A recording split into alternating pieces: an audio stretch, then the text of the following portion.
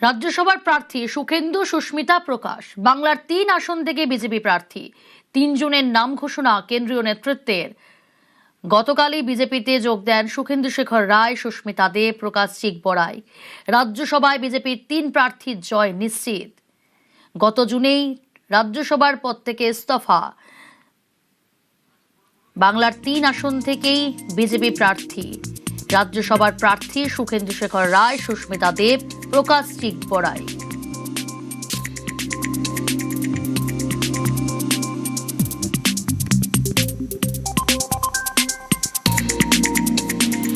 দেখো, অঙ্কটা বুঝলেই বোঝা যাবে যে এই প্রার্থীর জয় নিশ্চিত।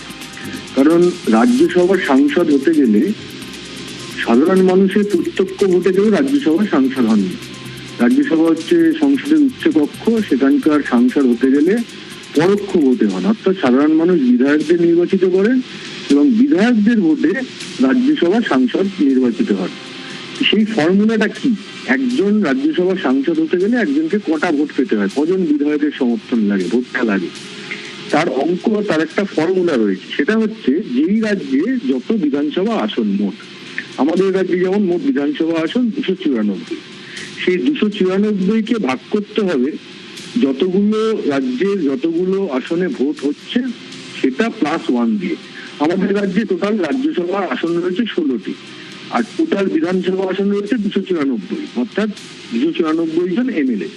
মানে 294, যদি 16টা আসনে ভোট হতো তাহলে ফর্মুলাটা এরকম হতো: 294 ডিভাইডেড বাই 16 + 1, অর্থাৎ 294 ডিভাইডেড বাই 17, অর্থাৎ 17.29 +1, এর সঙ্গে 1 যোগ করতে হবে।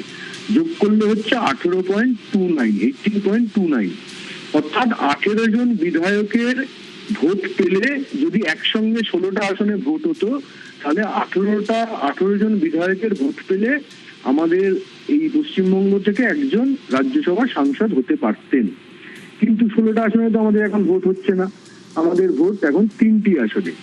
এবং এখন কিন্তু 294ও টোটাল আসন ধরা যাবে না, কারণ দুজন বিধায়ক কম। কারণ হুমায়ুন কবির এবং শুভেন্দু অধিকারী তারা দুটো সিট থেকে লড়েছিলেন, দুটো সিটেই জিতেছেন, একটি করে সিট ছেড়ে দিয়েছেন, অর্থাৎ একটি করে সিট খালি রয়েছে। অর্থাৎ টোটাল বিধায়কের সংখ্যা 292। একে ভাগ করতে হবে কি দিয়ে? যতগুলো আসনে ভোট হচ্ছে +1 দিয়ে। অর্থাৎ আসনে ভোট হচ্ছে কতগুলো আসনে? 3টি আসনে। তাহলে 292কে ডিভাইডেড বাই 3 + 1, অর্থাৎ 292 ডিভাইডেড বাই 4, অর্থাৎ 73। এর সঙ্গে 1 যোগ করতে হবে, অর্থাৎ 74। তার মানে 74 জন বিধায়কের সমর্থন পেলে এই যে 3 জনের একজন রাজ্যসভায় চলে যাবে। এই সমর্থনটা এখন একমাত্র বিজেপির পক্ষেই দেওয়া সম্ভব। তাই এই 3 জনই যে বিজেপির রাজ্যসভার সাংসদ হতে চলেছেন তা একদমই নিশ্চিত।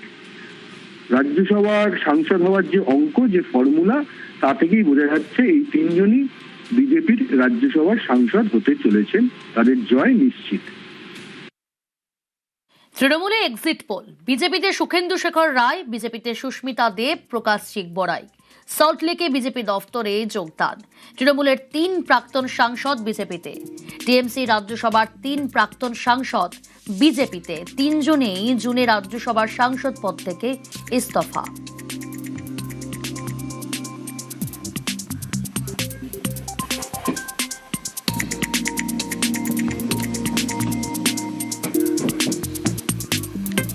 চার ঘন্টার তৃণমূলের জন্য দরজা বন্ধ।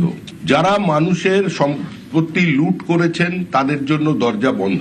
নির্বাচনের আগে আমি বারবার আহ্বান জানিয়েছি কংগ্রেসের ভোটারদের কাছে, বামপন্থী ভোটারদের কাছে, এবং স্পষ্ট করে এটা বলেছিলাম, যারা চাকরি বিক্রি করেননি, চাকরি কেনেননি, সিন্ডিকেটে অংশগ্রহণ করেননি, যারা নিরপরাধ মানুষের ওপরে নিজের আধিপত্যবাদ চাপিয়ে দেননি, যারা মানুষের গণতান্ত্রিক অধিকারগুলোকে পদদলিত করে দেননি, যারা টেন্টেড নন, যারা অপ্রাসঙ্গিক মমতা বন্দ্যোপাধ্যায়কে প্রাসঙ্গিক করবার জন্য বিপরীত পরিস্থিতিতে নিজের ঘাম রক্ত দিয়ে দেওয়ালে ঘাসফুল চিহ্ন এঁকেছিলেন, তাদের কাছে আহ্বান জানিয়েছিলাম যে আপনারা পশ্চিমবঙ্গের স্বার্থে, আপনাদের পরবর্তী প্রজন্মের স্বার্থে এই নির্বাচনে তৃণমূলকে সরিয়ে দিন।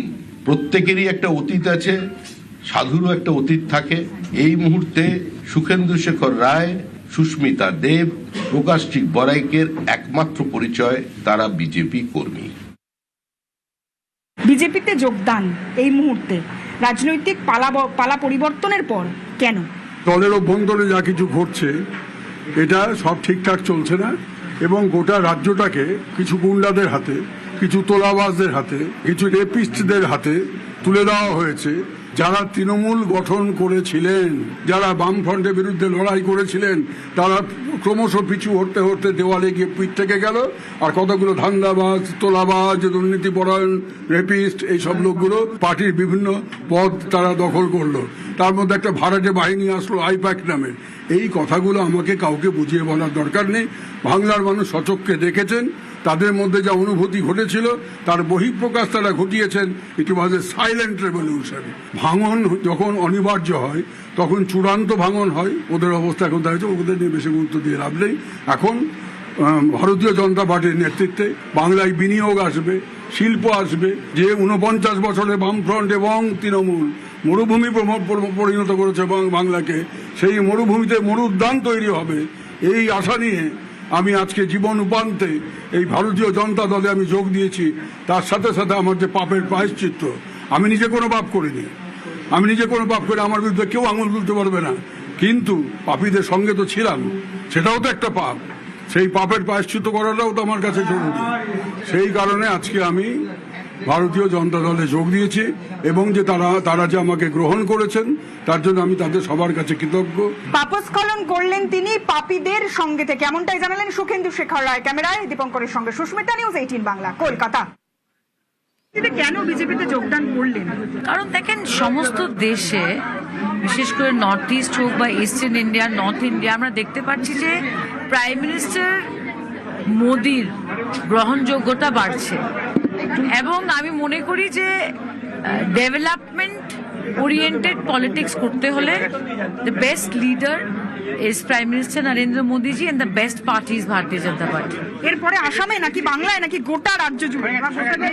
আসামে না বাংলায়, এটার ডিসিশন তো হাইকমান্ড নিবে। পার্টি যেভাবে সিদ্ধান্ত নেবে আমি পালন করব। এটা আমার নিজের ডিসিশন। যেদিনকে আমি পদত্যাগ দিয়েছি রাজ্যসভার সাংসদ হিসাবে, দল থেকেও পদত্যাগ দিয়েছি। কেন? আমি নমিনেট হয়েছিলাম তৃণমূল কংগ্রেসের তরফ থেকে। ওই দিন থেকে বলে দিয়েছি আমার নিজের কারণে। কেন? 49 বছরের পরে এরকম একটা সরকার আছে, যে সরকার 49 বছরের পরে আসলো, মানে কেন্দ্র এবং রাজ্যতে। তো এই বেনিফিট মানুষ পাক। ওর অনেক এরকম স্কিম আছে যে স্কিমের বেনিফিট মানুষ পায় নাই। এবার কিন্তু তৃণমূলে কি অসুবিধা হতো যদি একটু বলেন? প্রত্যেকটা সেন্ট্রালের স্কিমটা প্রোটেস্ট করে, এটা তো ঠিক না। 100 দিনের টাকা বন্ধ কেন? খালি ঝগড়া করলে তো হবে না, আমাদেরকে সবাইকে নিয়ে কাজ করতে। বিজেপিতে সুখেন্দুরা নিন্দায় তৃণমূল।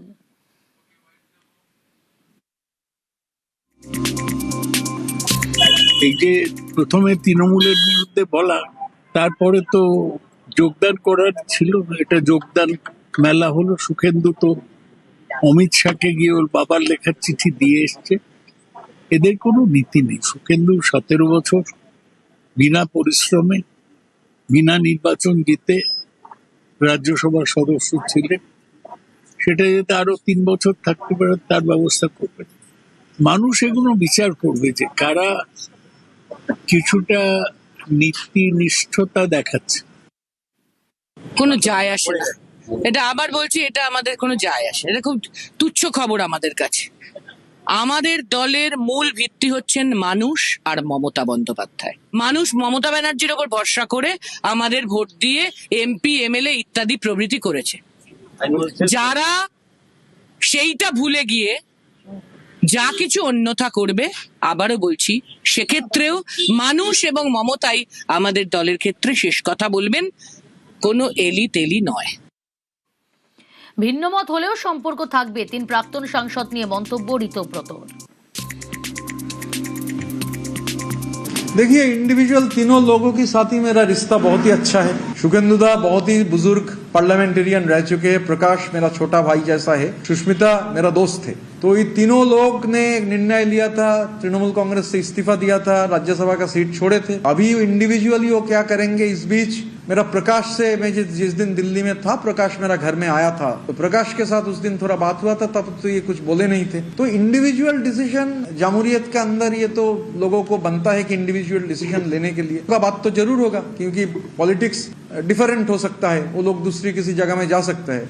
मगर ये तो मैं ऐसा नहीं बोलूंगा कि इन लोगों के साथ मेरा संपर्क नहीं रहेगा। बलूदा के साथ बहुत अच्छा संपर्क रहा है और सुष्मिता के साथ पुराना दोस्ती, प्रकाश के साथ भी बहुत 2016-17 से प्रकाश को मैं जानता हूँ, छोटा भाई जैसा है।